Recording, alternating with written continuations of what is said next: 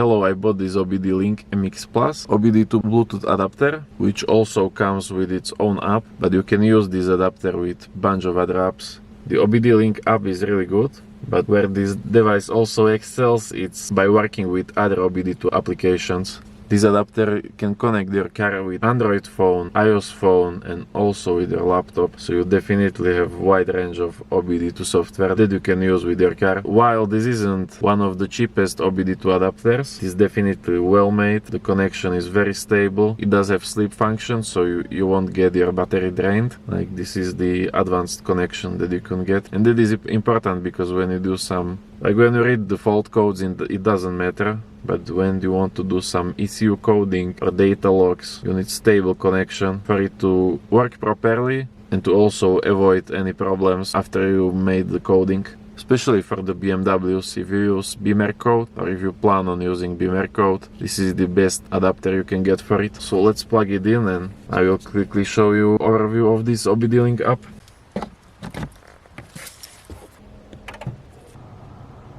Okay, there is a connect button on the bottom. I already have my adapter paired. Now you have the settings where you can change your preferences, configuration, blah blah blah, is not important. What is important is the diagnostics. If this car had some trouble codes, they would appear here. This car, unfortunately, well, or lucky for me, do not have any trouble codes. And what is nice is when you want to, even when your car doesn't have trouble codes, you need to scan the car with other OBD2 scanners. This OBDLink app will just tell you right away that you don't have any codes, so there is no point in scanning it. If I don't have any codes, obviously I won't have any freeze frame, which is live data from the time when the OBD code was stored into the ECU. So without trouble codes, there will not be any freeze frame. Obviously, you can also go to this report. What I like here is the vehicle information, also called the mode 9. OBD2 scanners have 10 modes. Well, this is not commonly used anymore, but this was used mostly in the OBD code readers. You have 10 modes, and each mode does different thing. Mode number 9 is vehicle information. You can read your VIN number.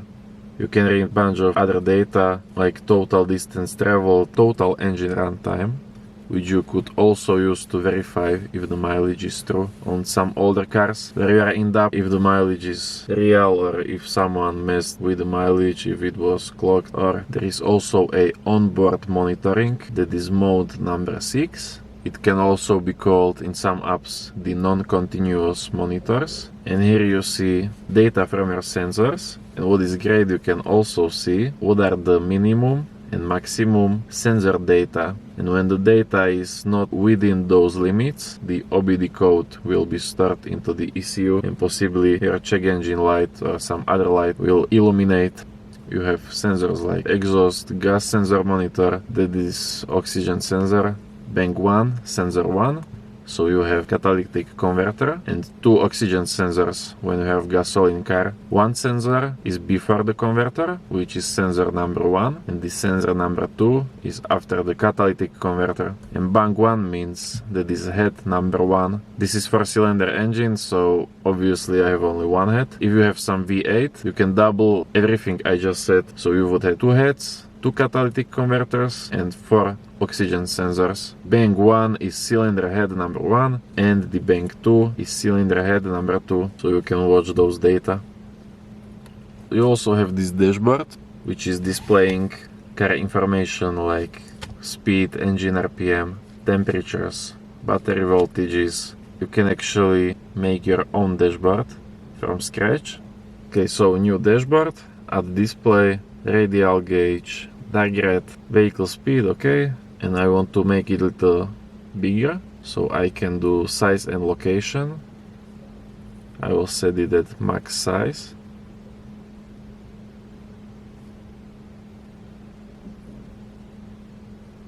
Now I will add, you have all of this data to choose from.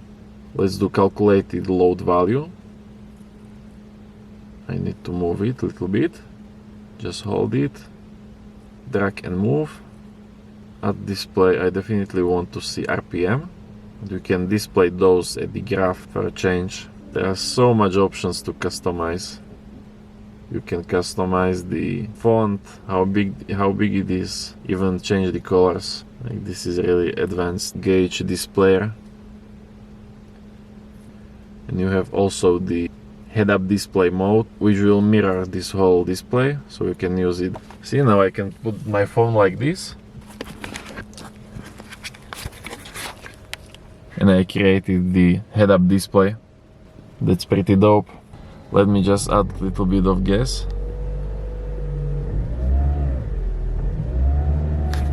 You also have these monitors which will tell you if different systems in your car works fine. Like I don't have any misfire, catalyst works fine, EVAP system works fine, everything works fine.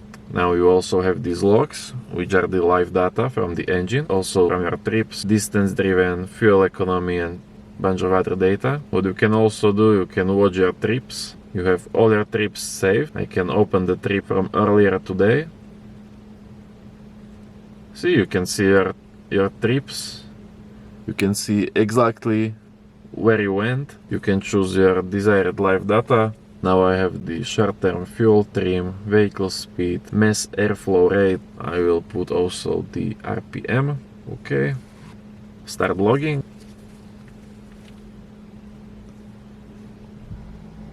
Press the gas pedal. See, now the log is starting to change.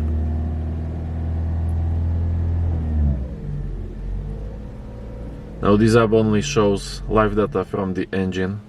That is only one control unit. There are some better tools that can read live data from all control units, not just the engine. Unfortunately, OBDLink does read live data only from the engine.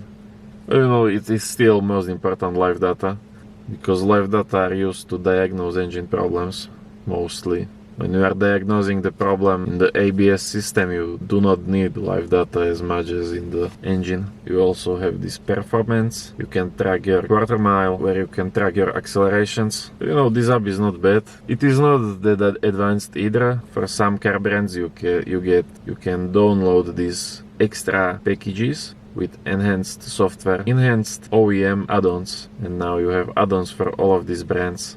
Like GM, last add-on was from 2019, you can get it. All of these add-ons are free of charge. Once you bought the OBDLink device, you have the app, and all of these add-ons can be downloaded for free. There are not any charges or fees. You only pay for the adapter once, and you get everything else for free.